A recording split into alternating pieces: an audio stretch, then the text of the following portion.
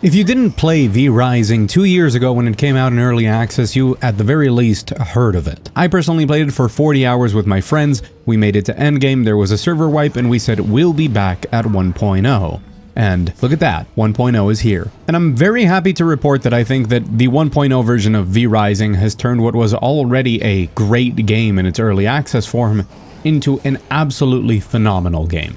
And I've prepared a list about the design of this game, about some of the more overlooked aspects of it that make its genre-blending design as good as it is, and the final result as polished. Now, a brief disclaimer, this video is sponsored by Stunlock, but that sponsorship included me making a video on the game. I could have just made a funny moments of a playthrough type of video. I chose to make this video because I genuinely believe this game is incredible. The only thing they asked me to tell you is that V Rising 1.0 is out on Steam right now, link in the description below, and if you bought the game before, it's just updating it. They also wanted me to tell you that the game is coming out later this year on PS5, and that Simon Belmont is a boss in the game that you can go fight right now. Also, they didn't ask me to cover this, but they did mention that there is Gamepad support, and I did go ahead and check that out to tell you how it is, and I will do that later in the video. There's also a surprise for my community, courtesy of Stunlock, that we'll talk about later at the end of the video. So with that out of the way, here's the reasons V Rising is as good as it is. Now, to set the stage just a little bit in case you know nothing about the game, V Rising is a combination of a MOBA-like combat system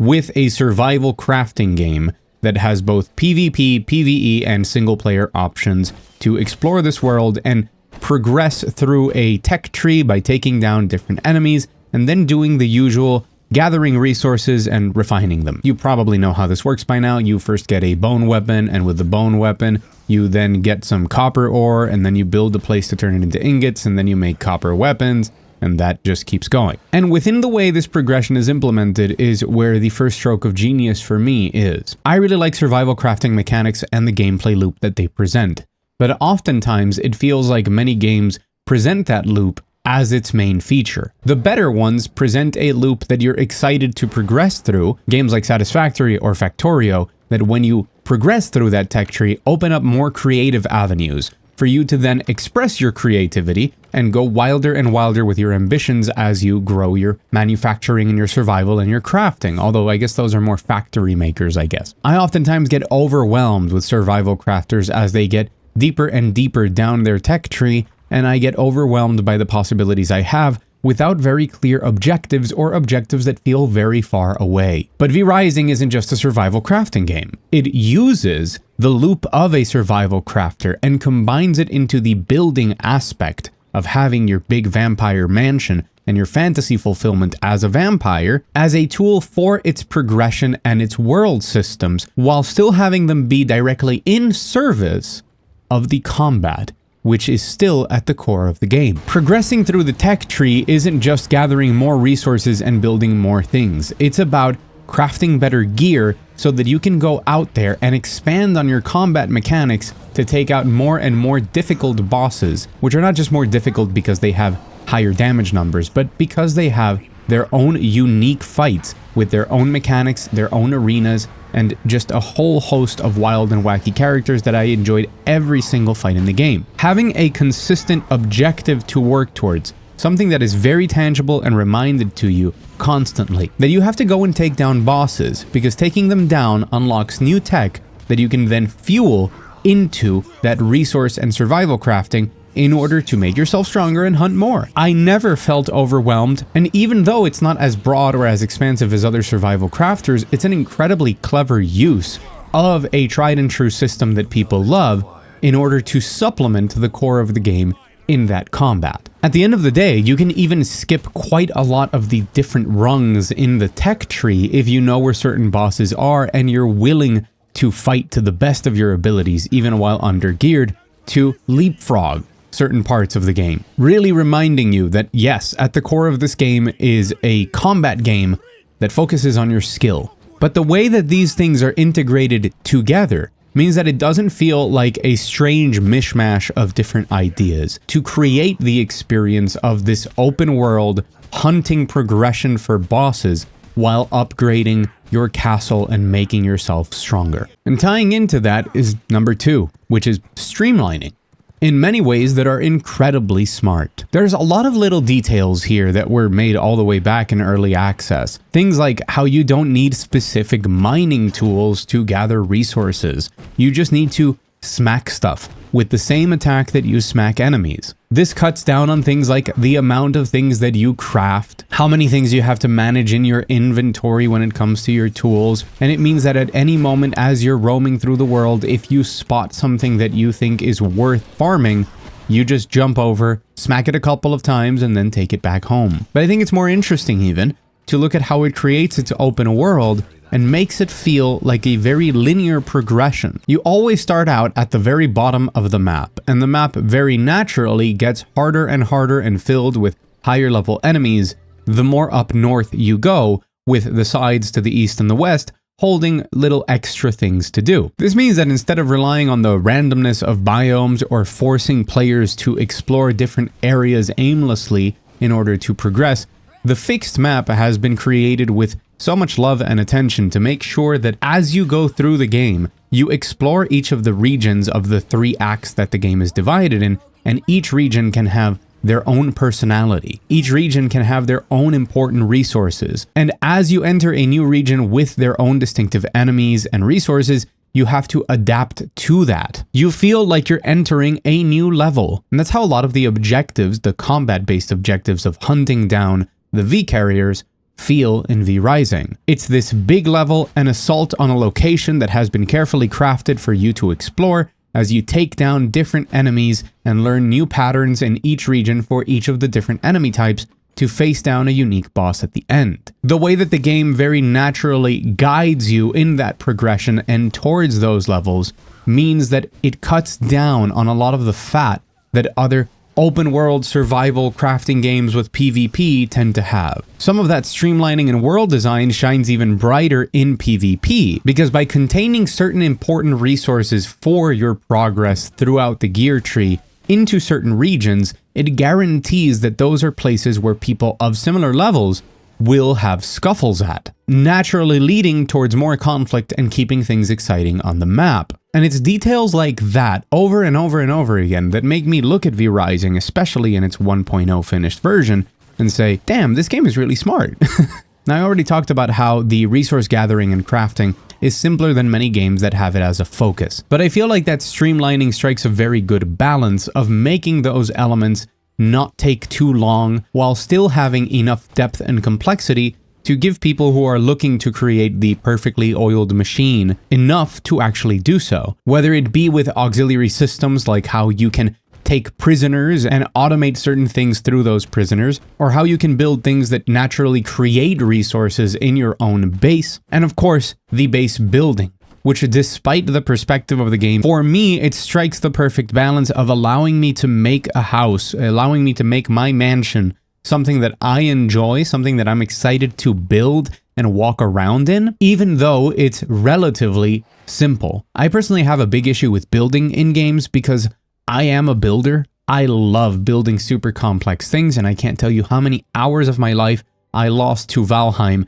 creating the perfect bases. But I often encounter games that don't have enough depth or are way too complicated in how they work to achieve that depth. And I think Valheim was a sweet spot for me. V Rising is a very different game, but it still hits exactly as I would want it to given the type of game it is, with its perspective and how the world is laid out in this multiplayer server of this very fixed world. Also, when I played, you couldn't make the second floor of the castle, and now the castle just, that's awesome. Honestly, really cool. And also, there's quality of life stuff, like relocating your castle, where you can just take a castle heart and you build it in a new place, and then the game just says, hey, place everything from your previous castle here, and we teleport it. And that's awesome. That's a great idea. Thank you. Now, number 3 is something that I am admittedly a bit biased towards, and that is its combat system. I have personally for many years thought that the MOBA-like combat system that this game employs, which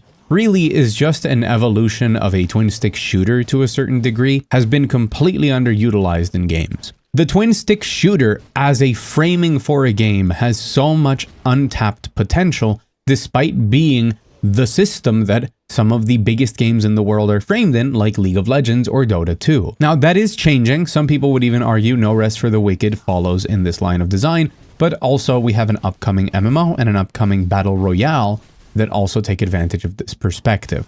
But Stunlock was there first.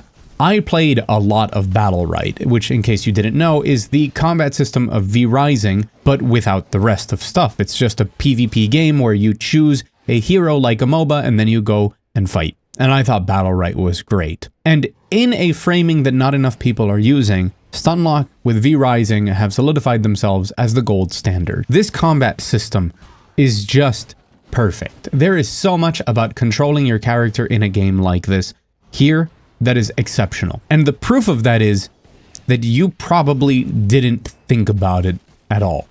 For something that is so rarely done, to feel this good to the point that you don't think about it, it has to be done excellently, because it has to stand out just because of how rare it is. But the way that you swing your weapons, your weapon attacks, your weapon abilities, your different spells, the way that targeting reticles work, the way that status effects are communicated with their little bar for freezes or for stuns, the sound behind every hit, and the feedback when you hit any enemy is just stellar all around. The communication of enemies' attacks is great. The communication of your attacks is great.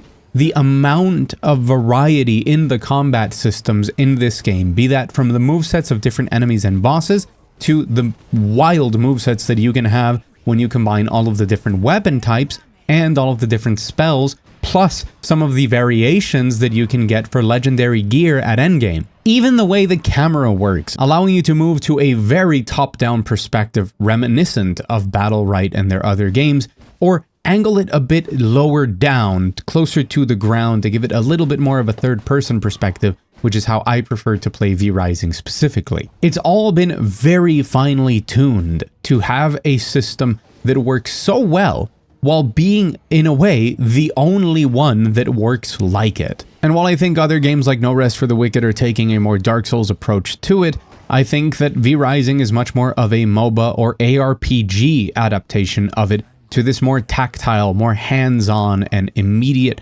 feedback type of system that I wish more games would employ. And now every other game that comes out has to measure up against this one. Now, number 4 is accessibility, because this was the only caveat I had with the first release of the game in early access, and it's been fixed. That caveat has now vanished, like a vampire turning into mist. Whoosh. Why did I do that? When I played V-Rising back with my friends, some of them found it very difficult, some of them found it too resource intensive, and I felt like the overall balance of resource gathering was just a bit off. I played V-Rising 1.0 solo in a PvE server using the new difficulties. So a server can be relaxed, standard, or brutal, but on top of that, servers have an enormous list of customization features, including some optional stuff that adds endgame objectives to fight over for servers to keep active once everybody's at endgame. So not only has a lot of the pacing of the progression been tightened up from my solo experience at least, and not only is the game highly enjoyable in a solo experience, both in a server with people, or if I had played the game completely alone, I probably would have enjoyed it just as much, but you can create a server for other people or play it alone, modifying absolutely every element of the game so that it fits whatever you want. The difficulty can be tuned way down for combat, the amount of resources necessary can be tuned up, or vice versa, depending on what you enjoy less, or what you would like to modify about the game. And the main progression of the game is so stellar, just moving through each tier of gear and exploring more of the world to take down more of the V-carriers and experience those unique boss fights and reach new regions, explore them, and see all of the variety that's in the world as you reach endgame is so good that now that there's so many different ways to customize the game, you can experience that core no matter who you are. If you just like the perspective and the vibes of the game and creating a vampire mansion, and you don't care so much about combat, that's something that you can tune the game towards. If you only care about combat and you want to minimize the time that you spend collecting resources or refining them, you can do that. With very little effort, you can tune the game to be what you want. And I have always been a huge proponent of accessibility in games. I frequently say that the more people that can enjoy the more games, the better the world will be. So it makes me really happy to see that everybody can now customize that experience into something that will make them happy. This video is way too long now. So last 2 points. Number 5, it's very committed to fantasy fulfillment.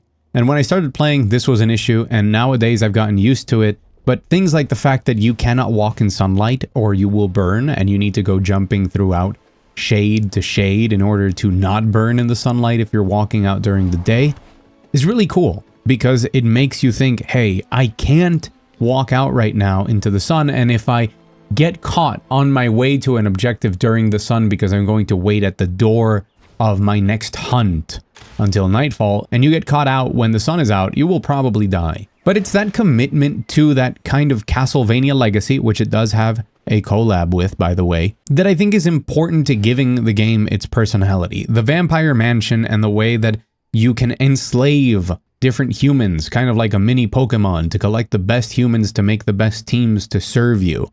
The way that your powers work, the way that you transform into a wolf and into a bear and into a bat. The enemies that you face and the terror you strike into their hearts as you just suck the blood out of them. Or the way that depending on which enemy you suck blood from, you get different passives. Heck, just the fact that you need to pay attention to having enough blood to survive, because if you run out of blood, you will start dying and you desperately need to find somebody to top up your blood from. There are things here that I initially, during its early access release, felt like they were just not good, like they were getting in the way of my fun. And I don't know if some of these systems have been tuned, they probably have, a lot of numbers here and there, to make them all flow better, but now I've come to appreciate them more as the game really committing to that vampire fantasy. And it is a cool one. From its soundtrack to its enemies to its weapons, it's all very vampire themed. It feels like the people behind it really wanted to make a cool vampire game. So can it be annoying that you die because you went out there while the sun was out? Yes. Yes, it can. And more than just respecting it, which is what I did before, I think that a lot of the systems, like the blood that you drain and the passives on it and all the flavor that it grants to the game, is something that I enjoy. And number 6, to finish it all off, is the endgame. One of the bigger questions I had with V Rising as it was developing is, what are we going to do at the end of the game? Because I didn't feel like everybody being at endgame, building out their castle, and then from time to time we fight, was enough of an incentive to keep playing and logging on every day onto a server, which is fine, by the way. Games can end, that's completely fine. But if it was something that they wanted to address, how would they address it? Well, you remember I said how it's really smart that they make people go to certain sections to collect resources and fight? Well, the endgame system are these little incursions, these raids that happen in a specific area of the map, where you can go and fight in those raids to obtain Stygian shards, which you want to farm in order to build out your brand new passive tree and to craft epic and legendary weapons which have random affixes to them. This means that the endgame loop, once you do reach the final boss and take it down, is to get the absolute best gear possible, and that requires consistent farming. What you're doing is going to an area where you are constantly tested with combat, which is the core of the game, frequently find other players to fight or to collaborate with or to compete with for those resources, to then keep rolling in order to make the best possible gear. And as I mentioned before, there's some optional stuff that makes it so there are power struggles and even timed power struggles around the map for certain key items of power. The fact that there is a light ARPG treadmill at the end of the game for those who want to engage with it, I think is a stroke of genius that really takes advantage of the flexibility and the enjoyment of this combat system to give the people who want to log in every day into the same server a reason to do so that is compelling and consistently fun. So that was not the solution that I thought they were going for, but it's way better than anything I could have come up with. I just didn't think that it fit within the scope of the game, but it slots in right there at endgame perfectly. And I I completely forgot because I left it out of my notes. Yes, there is gamepad support now in the game, and the game works pretty well with it. Different actions are mapped to different buttons, but you still rely on the cursor a lot. So you can open up your inventory and the right stick will control the cursor. It works really well if you have a precise thumbstick. I'm worried about how it might work with dead zone and stick drift, particularly, especially when it comes to the PS5 release. And I didn't like the fact that it didn't automatically change like my bindings at the bottom of the screen to let me know what I should press for each thing. I had to figure that out on my own. I don't know if that's the game's fault or my setup's fault, but once I got a hang of it, it actually felt pretty good. You swap between the cursor and controlling the camera and where you're looking at by holding down left trigger. It's a natural thing to shift between, and you can swap those so that the neutral state is controlling the camera, and having to hold down left trigger brings up the cursor if you prefer. I played around with it for like 20 minutes and the first 10 were terrible, and then I started to get used to it, and I can imagine that if you kept playing with it and got used to it, it would feel pretty good. I think there's maybe some ironing out to do, but I don't play these sorts of games with a gamepad. So all I can tell you right now is that it is perfectly playable. If you're very competitive in PvP, it might not be optimal. And when it comes to ways of refining that control, I didn't come up with anything right off the bat. I thought it worked pretty well, and as well as you could imagine for a game that does have this level of complexity and precision in some of its systems, like the building, for example, which I felt the snapping with the controller was really good. So anyways, I've been Mug Thief. Thank you for watching. Hope I made you think about things a little differently. Courtesy of Stunlock Studios, there will be a giveaway with keys for V-Rising, and you can find more information on that in the pinned comment. And I want to thank Stunlock Studios not just for sponsoring this video, but especially for those keys, because it's an opportunity for me to give back to my viewers, to my community, which I owe pretty much everything to at this point. If you like the video, make sure to like the video, and if you want more videos like this, or any of the myriad things that I do surrounding video games on this channel, I recommend you go check it out, by the way. Make sure to subscribe. An extra special thanks to my wonderful patrons up on the $1 patron wall, because that's the only tier available on my Patreon, and it directly contributes to me being able to make more and better videos. More info on that in the description. And as always, I'll see you again soon. That was really cringe. Bye.